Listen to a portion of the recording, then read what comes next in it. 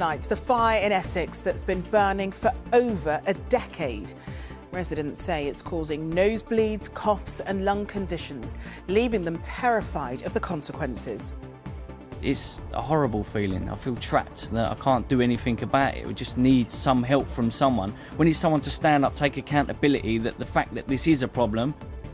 Well, over the next couple of nights, we investigate what on earth is going on and who is responsible. Also on the programme. 2 men are found guilty of murdering Louise Cam and dumping her body in a wheelie bin. I'm in a very colourful Brent Cross town, finding out why they've got a gigantic new landmark. What have you done today to make you feel proud? The proud South London school kids performing with Heather Small. Sing with Heather Small was actually great because I never thought I'd actually meet a celebrity, let alone sing with one. I think it's really good because we get a chance to be with a celebrity. But as Emiola was saying, she is a brilliant singer. Good evening. We start tonight with a fire that's been raging in Rainham for more than 10 years, which, yes, sounds impossible. Well, it's an area as big as 20 football pitches, but it's regularly releasing acrid smoke into the air. It's left local residents terrified about the long-term impact it could be having on their health. They say they're suffering from nosebleeds, coughs and lung conditions. Well, we investigated and found high levels of toxic air pollution, with one scientist telling us that it could have serious consequences. With this special report, here's Sam Holder. The site is 35 acres, up to 3 houses deep. What's on fire, nobody knows, but it seems to never stop burning. For 20 years, Launders Lane in Rainham was an illegal rubbish dump. At some point, around a decade ago, it was set alight. At times, the smoke is far worse than others. This summer, huge flames led to it being visible for miles, choking nearby streets. The people living here fear the air they breathe is poisoning them, so we decided to investigate. Christine has lung cancer. She was diagnosed a year after moving in with her son David, who lives close to the site. There's no evidence the two are linked, but the smoke is so bad, her consultant has told her to wear a mask even when indoors. And it's like the invisible enemy. You don't know what is attacking you.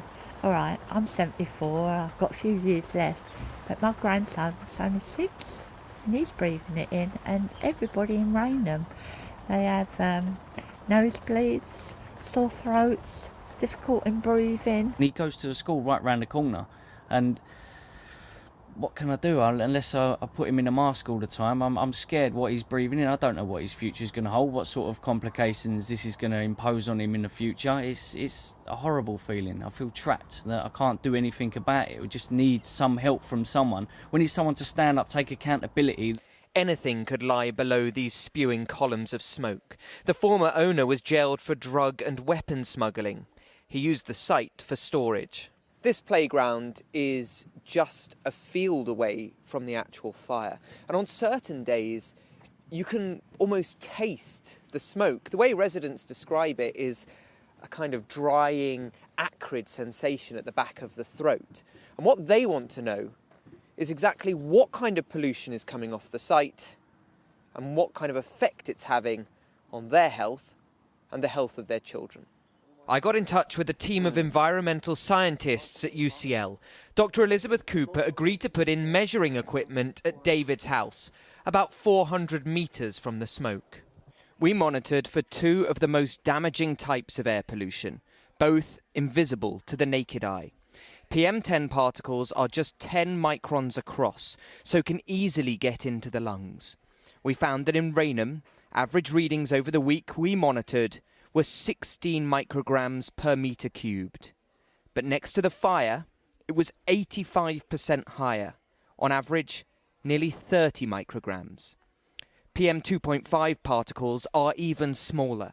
They can potentially cause cancer, lung and heart disease and strokes. The average reading in Rainham was just over 9 micrograms per metre cubed. At Launders Lane, our exclusive research found dangerous particulate matter was 70% higher, a mean of almost 16 micrograms, 3 times higher than the current World Health Organization guidelines. If these levels are truly staying this high or higher, then it's, I think it's an unacceptable risk in the community. I mean, there's lots of things that these compounds, they get deep into our systems. Some of them can pass into our brain across the blood-brain barrier, so they affect all our organs. We only monitored the site for 9 days, so these are just initial results. The UCL team also analysed health data in the area. Again, these are preliminary results, but they found that rates of COPD, a group of serious lung conditions, are 50% higher in Rainham than the rest of London. Ella Kissy-Deborah was the first person to have air pollution listed as a cause of death. Her mum, Rosamond, wants urgent action now in Rainham. We, as a nation, are judged by how we treat those most vulnerable. If you're stuck there, imagine living there and breathing that in on a daily basis. Unless we clean up the air, more people like my daughter are going to die. And that's where we are now. It is absolutely appalling this is going on. The council and the Environment Agency are aware of the site, of the smoke in Rainham. The issue is that the cost to fix this problem is more than £10 million. Those pollution numbers are just incredible, Sam. I mean, who is responsible here? Yeah, I mean, you talk about those figures. It's one of those stories, really, that you come across and you don't really believe it until you see it with your own eyes. And I remember when Conrad, the cameraman, and I put that drone up and saw those pictures and just thought, what is going on here? You ask about responsibility. It's a really interesting question. And the answer is it's not entirely clear. And that is something we'll be looking at in depth tomorrow. Now, what air quality campaigners like Rosamond, like Dr. Elizabeth would say, is that the fact that this hasn't been dealt with, that this has been going on for 10 years, highlights a much wider problem. And that is what they would say is the inadequacy of the air pollution rules in the UK. Again, that's something we'll look at tomorrow, as is who's responsible. OK, thanks very much for that, Sam. 2 men have been found guilty of murdering a businesswoman and trying to steal her life savings. Louise Cam was strangled and dumped in a wheelie bin after being lured to a house she owned in Barnet in July 2021. Kasai Al-Jundi and Mohammed El Aboud then boasted about her death on social media. A warning, you may find the detail in Rags Martel's report distressing. Murdered for her money and properties, Louise Cam put her trust in 2 men who then strangled her and then dumped her in a wheelie bin. Peace up, A-Town. Her killers then boasted about her death on social media, doing a victorious death dance on TikTok, believing they'd stolen her multi-million-pound property fortune. Brian Howie was the senior investigating officer. It's a very unusual case. 2 individuals coming together to deceive and defraud an elderly lady into trying to plunder her life savings and take ownership of her properties. Louise Cam was last seen alive in July 2021, driving her black BMW to one of her properties in Barnet, North London. She was there to meet Kasai Al-Jundi and Mohammed El Aboud, who'd posed as buyers to her £4.6 million property portfolio. She arrived there, we believe, thinking that she was going to sign the properties over and get her money. And we believe when she got there that she phoned her best friend and realised that something wasn't quite right because she had been strung along by the constant deceit and lies of Kasai El-Jundi. And we believe 20 minutes after that telephone call, she was strangled to death with a cord of a hairdryer by Mohammed El Aboud. El Aboud was also a keen TikToker. Before the murder, he posted a video inside Louise's house, boasting about how much he liked it. And then 24 hours after he'd strangled Louise, he posted this dance outside her home. It was particularly callous. He has sold her car after he's killed her, used the proceeds of that sale to buy himself new clothes, and the day after has shown all of his TikTok followers in his new clothes gyrating and dancing in front of a camera, knowing that the day before he's killed Louise and disposed of her body unceremoniously in a rubbish bin, and completely heartless and callous, despicable crime. Before their arrest, his accomplice Al Jundi was also seen peeking into the bin that contained Louise's body. Both men will be sentenced next month. Rags Martel, ITV News at the Old Bailey. Train companies have made what they say is the best and final offer to the RMT union in a bid to end long-running strike action over pay, jobs and conditions.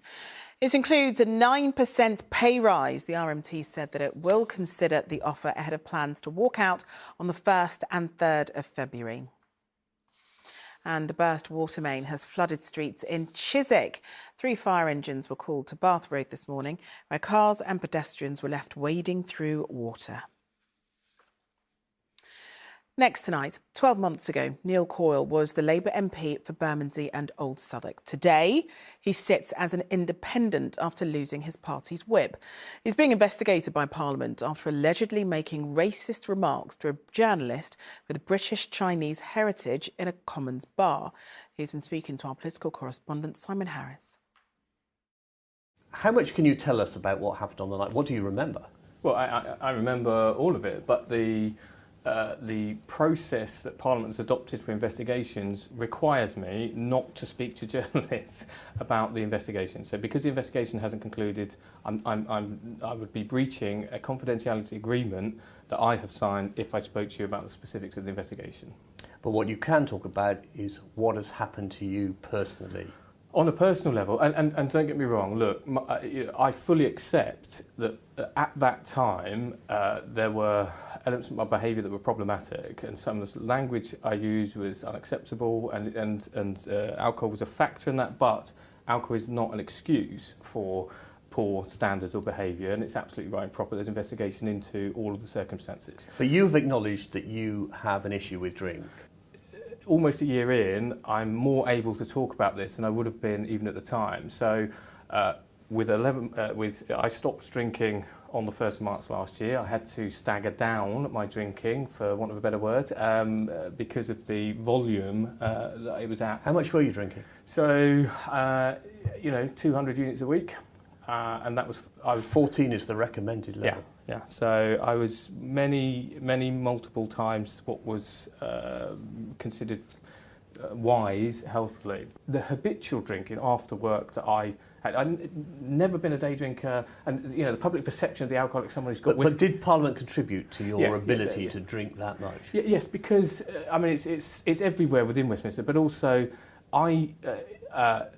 in previous years I always lost weight and drank less when Parliament wasn't sitting. Always. How concerned should voters be about the drinking culture in Parliament? I think it is problematic. Do you know many other heavy drinkers in Parliament, other fellow MPs? Of course. There are people who, even at the time, I got myself into trouble, there were others drinking more than me. My casework volumes are very, very high. I and my team bust the gut in Bermondsey and Old Southwark. I wanted to ask you that. Did your drinking affect your ability as a constituency MP? Did you let your constituents down? There is more I could have done as an MP, and I wish I could get that time back. But, I'm resolute now that I will use my time better going forward. Well, there'll be more of that interview on the Late Debate this evening. Here's Look Ahead with Simon. On the Late Debate tonight, we'll also discuss the growing row over Sadiq Khan's plans to extend the ultra-low emission zone. The drive to clean up London's air has led to a boom in electric car sales. One council is offering electric car drivers parking discounts. But the enthusiasm for ULEZ isn't shared in some outer London boroughs, where some councils are considering a legal challenge to the mayor's plans. In the week of a record council tax rise, higher fares on public transport and another shameful episode for the Met, we've got plenty to talk about on the Late Debate here on ITV1 after news at 10. So make sure you tune in for that, but still to come on this programme. What have you done today to make you feel proud? Heather Small gets in a last-minute rehearsal ahead of a gig with 8,000 special guests next week. I'll be explaining why your view from the North Circular at Brent Cross just got a whole lot more colourful. But first, the revelation that a serving police officer's guilty plea made him one of the country's most prolific sex offenders was one that shocked many. And the consequences are not just being felt within the Metropolitan Police, but in the wider community too. One school in London, as well as giving its female pupils general advice on staying safe, and now also advising them not to allow a lone policeman to approach them. Phillipa Kennedy is the head of Wimbledon Girls' School and joins us now, as well as Nusrat Mehtab, a former superintendent with the Met. Thank you both so much for talking to us this evening. Phillipa, I'm going to come straight to you because you have been given your girls that advice about lone policemen, and you've talked about your anger over the entire situation in your school blog. What exactly has been your advice and why? Since the murder of Sarah Everard, we've been working really hard with our girls to ensure that they don't feel that they need to lack confidence or not own their space or raise their voice or see asking for help as a vulnerability. But the reason I'm angry and the reason why we have gone out with this advice now is that despite schools working really hard, we feel that the Met haven't done the same. The checks and balances haven't been in place to allow our girls and young women to trust lone male police officers and to be able to trust that they are being protected and that the police are policing themselves. And so, sad as I am to say it, because I know there are thousands of fantastic police officers out there doing the right thing and serving their communities, it is at the moment a risk that has not been fully assessed for our girls to trust lone male police officers. And so that is the advice with a heavy heart that we are giving. I mean, that's huge. I mean, this is huge advice to be giving girls in London. What is your response to that? Well, absolutely. I mean, I understand it. It's a natural reaction to some of the horrific details that have emerged in the last few days of what's happened, and certainly since 2021. And so it's really is understandable. And policing has so much to do to regain that trust and confidence. Faith has been shattered, you know, and so the conversations, awareness we should be having with our children, particularly girls. And it's about safety, but it's about trusting if anybody behaves inappropriately towards you, whether it's a teacher, whether it's, you know, a fire person, a banker. You need to tell somebody and have that conversation. So safety is very important, and I totally agree that we should be having these conversations. But we should also have a check and balance because, you know, there's 43 forces, thousands of police officers. Yeah, and they have said they're going to do a whole new vetting process. Yeah. Do you think that will be enough for you to feel as though your girls can trust lone policemen? I hope so. My view personally is that it's a culture change that is required, a real shaking up from top to bottom of the Met Police. I don't believe that further promises about vetting systems, when, let's face it, Dave Carrick, a month after we'd had the allegations around the murder of Sarah Everard, in the same unit, had a rape allegation made against him and carried on serving. That was surely at a very febrile time when the Met had a real opportunity to show that they were putting their money where their mouth was. They chose not to, for whatever reasons. I do believe it's a culture shake-up that's required. And do you think that would happen, Nusrat? Do you think that's possible? It's, as I said, Met have got a mountain to climb, and we're waiting for this culture change since, you know, 30 years now, over 30 years to McPherson. And, you know, they call for review after review. You can't change a culture with a review. We don't need another review. We need concrete action. There needs to be a ring of steel around policing so people are not able to get in that, you know, want to wear the uniform for the wrong reason. Loads of good people out there, they want to do it for the right reason. And, you know, we also have to be careful because there can't be a culture of fear in our society because that comes at a cost to victims. And I urge any girl, any woman out there that's been a victim of sexual assault, domestic violence, to report it to somebody. If you don't trust the police, then find a third party to report it to. But cultural change is a long way to go. Yeah, but I mean, there are so many big points and I think takeaways for a lot of parents and pupils, both boys and girls, to take away from what you've both been saying. So thank you both for joining us. Thank you. Thank you. Brenda Edwards is campaigning for more defibrillators to be fitted in high street stores across the capital. The singer and presenter is calling for more people to learn CPR after her brother was saved by a member of the public who knew how to perform the life-saving skill. Right now, just 1 in 5 people say they would be confident using a defibrillator. If it wasn't for a passerby that knew how to give CPR, my brother wouldn't be here now. So this is an amazing opportunity to be able to just raise awareness wherever I can. And it's quick and it's easy. It literally takes 15 minutes. Now, on Staples Corner in North London, just between the M1 motorway and the Thameslink railway line, we know the spot, a 21-metre high Technicolor artwork has been unveiled. Carolyn Sim is outside for us. Carolyn, subtle, isn't it? It is. Well, you probably can't tell from where I'm standing, but I'm actually directly underneath the North Circular and next to the main train line out of London, and right up close to what is actually a gigantic arc structure. You cannot see it from the ground. You have to be travelling on the road or going past on a train. And we've got some pictures of what it actually looks like when you're looking at it from above. As you say, it's 21 metres high and 52 metres long, making it one of the largest art installations in the whole of the UK. And inside the structure is actually the electricity substation for the whole of Brent Town. And Brent Cross Town. Now, one of the architects and the artist is with me now. Thomas, you're one of the architects. What does it look like when you go past it? Well, because of all of the roads and the railway that go around it, it's been designed to be viewed in motion, and the structure has been designed in that way. So you see the undulating form, and each of these panels you can see have colours on different sides. So as you go around it, the view changes and the colour changes. So it's a very dynamic thing. That's absolutely brilliant. And it was a great idea, wasn't it, LaQuenna, you're the artist, to put it, a substation has been wrapped around with this art. Yeah. What's the thinking behind it? Well, I guess the idea is it's the beginning of this new development, Brent Cross Town. And so it reads, "Here we come, here we rise." And it's really about creating this kind of landmark that will really kind of be a place that people, almost like a beacon, and people will come and see it and remember, oh, this is home for this new development, and kind of speaking about a hopeful future. Have you ever done anything this large before? No. Biggest I've done. It's massive. It is absolutely massive. That's brilliant. Thanks very much, LaQuenna. And of course, if you are passing on the North Circular, do have a look down, and anybody can be inspired by this giant piece of multicoloured art. Oh, it's beautiful. Thanks very much, Carolyn.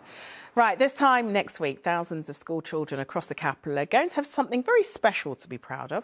They're performing with Heather Small at the O2, and today she dropped in to a school in Greenwich for their final rehearsals. Daniel Henry was there too. They're singing for the show of a lifetime. What have you done today to make you feel proud? Practicing in the school hall with the help of Heather Small. Tell me what it's like singing with Heather Small. Singing with Heather Small was actually great because I never thought I'd actually meet a celebrity, let alone sing with one. She's a really great singer. And what did you think, Jessica? I think it's really good because we get a chance to be with a celebrity, but as Emiola was saying, she is a brilliant singer, and it's a really good opportunity to have the time with her. Next week, they'll join thousands of children at the O2 for a very special set called Young Voices. Heather, tell me, why did you get involved with Young Voices? This is an arena tour, and it's everything. There's the lights, nothing is spared. We don't think to ourselves, we don't talk down to the children, and we don't give them half measures. They get the best, and that's what really made me want to join Young Voices, because it's treating children with the respect and the love and the care that they deserve. Let me hear ya. What have you done today to make you feel proud? They will be at the O2 singing in an arena, and it really doesn't get better than that, and I would know. Head teacher James Thompson agrees. Hawksmoor Primary has never seen anything like it. We're based in Thamesmead in South East London. I think over the years, Thamesmead's had some quite bad press, which is a real shame, because when you're getting opportunities to work with people like Heather Small coming in and singing with our wonderful children, it shows what a great, vibrant, and what a great area this is, really. They're bringing that opportunity they've had and the learning they're doing back into the classroom, and that's all based on off the back of we've had this opportunity. So we're very, very happy with everything they've done. Tickets for Tuesday have sold out. Something this lot might have to get used to. Daniel Henry, ITV News. What a special treat on a Thursday afternoon at school, eh? Well, it's freezing outside again today, isn't it? And it's not getting any warmer, I'm afraid. Here's Phillipa. ITV London weekday weather. Is sponsored by Octopus Electric Vehicles. Car, charger, and energy. Hello there. It has of course been another bitterly cold day outside today, and more of the same to come through the next few days. Certainly plenty of dry and fine weather on the cards, but remaining on the cold side with overnight frosts as well. So what's going on? Well, we're currently very much under the influence of cold air, shown by these blue colours here. But you'll notice as we head through the weekend, and more especially into the early part of next week, we'll start to see milder air drifting its way southeastwards. So temperatures heading in the right direction through the next few days. But out there this evening and tonight, it remains very cold indeed, with largely dry and clear conditions through this evening and tonight. Temperatures will fall away pretty quickly, widely below freezing, and some rural areas getting lower than these values might suggest. So another fairly widespread frost, some icy stretches still to contend with on roads and pavements, and maybe even one or two mist and fog patches by dawn as well. Now the mist, fog and frost will generally lift tomorrow morning, although I suspect some shady spots could hold on to frosty conditions all day, because it will be another cold one. Highs tomorrow a little up on today's values, but still 5 or 6 Celsius at best. Add on the northwesterly breeze and feeling a touch colder than that. And then overnight tomorrow, really a repeat performance. So again, largely dry and clear, and under those clear skies, another widespread frost developing, and again the potential for some mist and fog patches. So Saturday itself, much like today and tomorrow, will be lots of dry, fine and chilly weather. More of the same on Sunday, in fact. But as we head into the new week, increasing cloud and those temperatures showing slow signs of recovery. ITV London Weekday Weather is sponsored by Octopus Electric Vehicles. Finally, Kim Kardashian is the new owner of the Atala Cross, which was worn by Diana, the Princess of Wales. Diana famously wore the pendant at a London charity gala in October 1987. The Amethyst Cross was reportedly competed for by 4 bidders during the final 5 minutes of the sale at Sotheby's, but was eventually sold to the Kardashian billionaire for almost £164,000. Well, that's it from us. We're back with the latest start at ITV News at 10. Mary's up next with the ITV Evening News, of course. But for me and the rest of the London team, bye-bye.